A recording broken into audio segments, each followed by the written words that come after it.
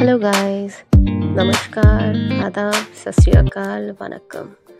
Welcome to my channel, The World on Streets. আমার নাম সংঘমিত্রা আগা Sam, সাথে আছে অমিত, আমার হাজব্যান্ড। আমাদের দুজনেরই অনেক দিনের ইচ্ছে ছিল একটা ট্রাভেল ব্লগিং চ্যানেল বানানোর। আমরা দুজনেই খুবই ঘুরে বেড়াতে পছন্দ করি, নতুন জায়গা এক্সপ্লোর করতে, নতুন এক্সপিরিয়েন্স আর মেমোরিজের খোঁজে।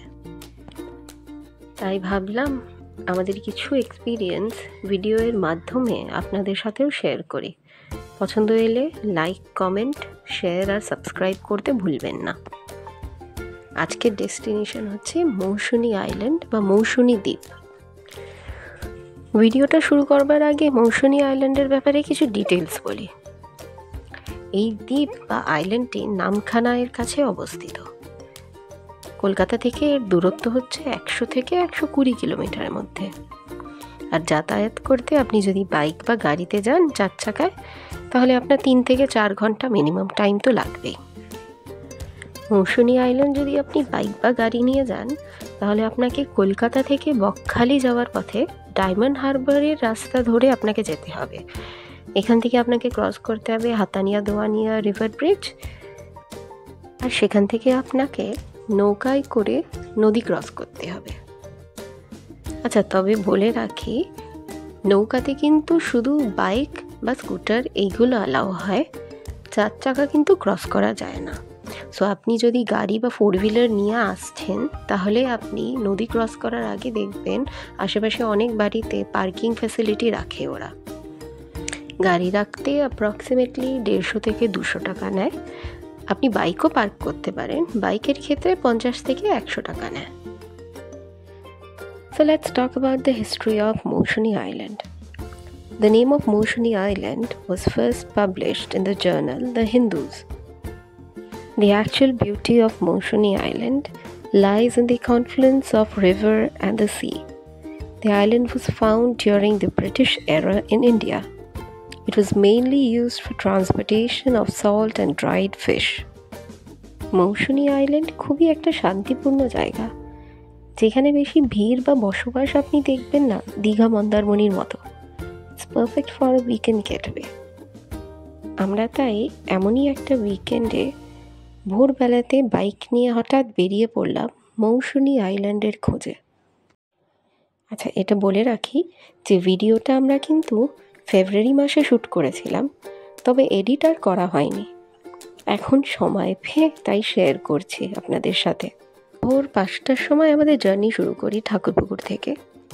রাস্তায় বেশ কুয়াশা ছিল। এরকম ভোরের বেলায় বাইক রাইড কুয়াশার মধ্যে ইজ জাস্ট হেভেনলি।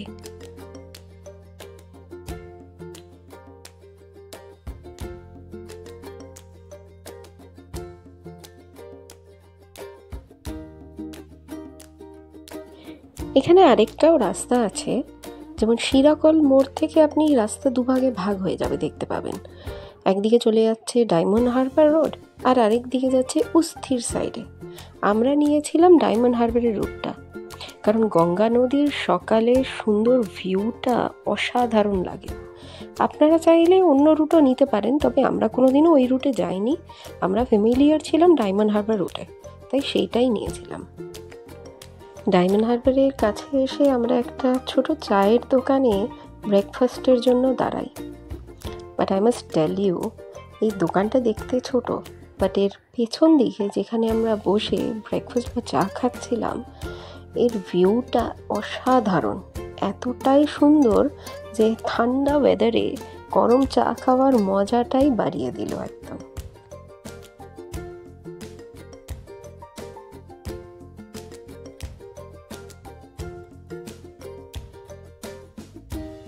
এই যে মিস্টার গোমস এসে বসে আছেন চায়ের অপেক্ষায়। আমি এই গঙ্গা নদীর ভিউ দেখছি, আর আমাদের সাথে আরও 2 বন্ধু গিয়েছিল। বন্ধুদের সাথে কোনো ট্রিপে যাওয়ার মজাই আলাদা থাকে, একদম অভিজ্ঞতা আলাদা হয়।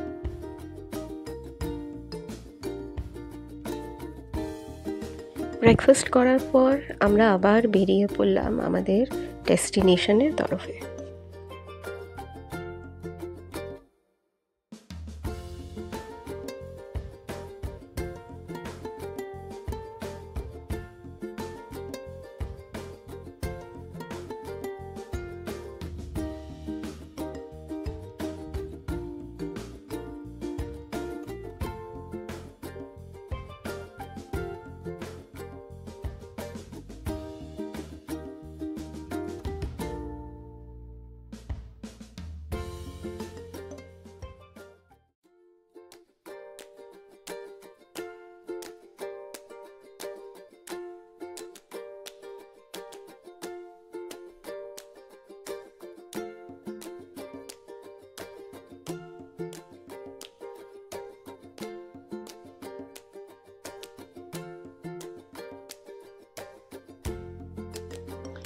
রাস্তাটা খুবই সুন্দর, ক্লিয়ার রোড, তবে খুব স্পিডে আপনারা কিন্তু যাবেন না।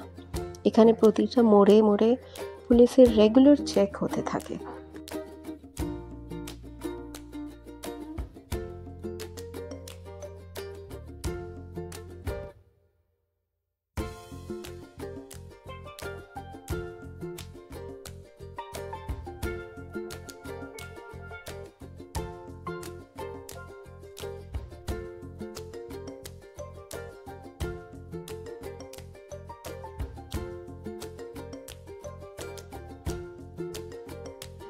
আমরা পৌঁছে গেছি হাতানিয়া দোয়ানিয়া নদীর কাছে, এটা নামখানা ব্রিজ।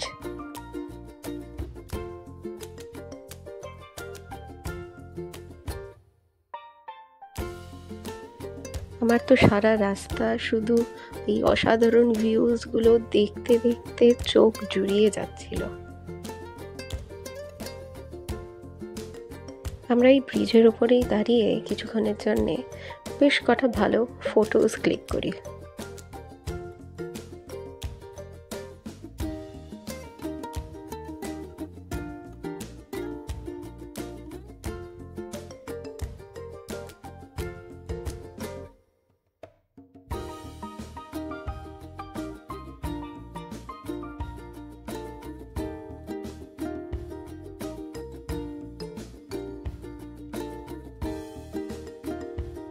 ব্রিজ ক্রস করে আমরা এই রাস্তাটা নিলাম। এখান থেকে এবার আমরা যাব ঘাটের দিকে। এই ঘাট থেকেই আমরা নৌকা করে নদী পার হব। ঘাটের দিকে কিন্তু বেশ ভিড় থাকে, প্রচুর লোকেরা নৌকা করে নদীর এপার ওপার হয়। এবারে নৌকাতে বাইকটা তোলার পালা। আমরা লিটারালি ভয় পেয়ে গেছিলাম। এটা আমার বন্ধুর বাইক, আর এর আগের একটা বাইক আমাদের চোখের সামনে জলে পড়ে যায়। সেই দেখে তো আমরা সবাই ভয় পেয়ে গেছি, ভাবছিলাম এখান থেকে রিটার্ন চলে যাই। কিন্তু তারপরে অমিত বাবুকে দেখুন, বলে যে ঠিক আছে, কিচ্ছু হবে না, আমরা যাই বলে নিজেই এগিয়ে চলে গেল। আমিও তাই ভাবলাম যা হবে দেখা যাবে, চলো ঠিক আছে, এসে গেছি যখন একবার ট্রাই করেই দেখি। নদীটা এতটাই সুন্দর আপনাদেরকে যে দেখাবো তার আগে আমি নিজে দেখতেই ব্যস্ত ছিলাম। এবারে নৌকাটা ছাড়ার পালা। ওই যে অমিত বাবুর বাইক, আর সামনে হচ্ছে আমার বন্ধুর বাইকটা। আমার এটা প্রথম এক্সপিরিয়েন্স যেখানে আমি নদীতে ক্রস করার জন্যে বাইককে নৌকাতে তুলেছি। এর আগে আমি যখন মুম্বাইতে গেছিলাম তখন সেখানে লঞ্চ বলতে পারেন বা বড় বোট বলতে পারেন, তার উপরে 4 হুইলারকে ক্রস করানো হয়েছিল, বাট বাইকে এত ছোট নৌকাতে প্রথমবার। এই ভিউটা ইজ জাস্ট মেসমারাইজিং।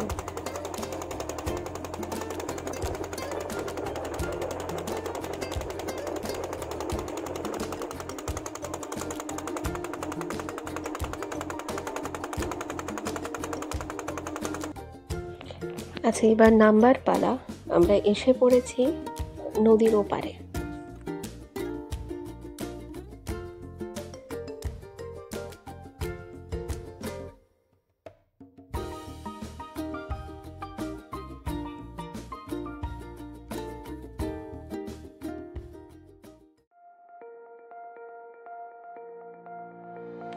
নদী ক্রস করে চলে এলাম আমরা মৌসুনী আইল্যান্ডে।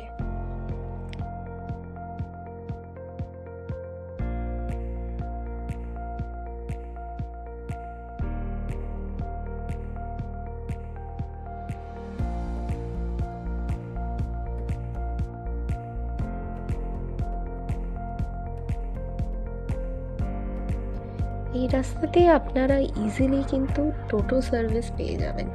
সো যদি আপনারা বাইক বা গাড়ি নাও নিয়ে আসেন কোনো অসুবিধা হবে না। রাস্তার দুধারে কিন্তু বেশ সুন্দর সুন্দর ছোট ঘর, কিছু ঘর মাটির, কিছু ঘর পাকা। আমার তো দেখতে দারুণ লাগছিল। ফাইনালি আমরা পৌঁছে গেছি আমাদের ক্যাম্পে। এখান থেকে আমরা লাগেজ রেখে আগে বিচে চলে গেলাম। কি অসাধারণ ভিউটা দেখুন।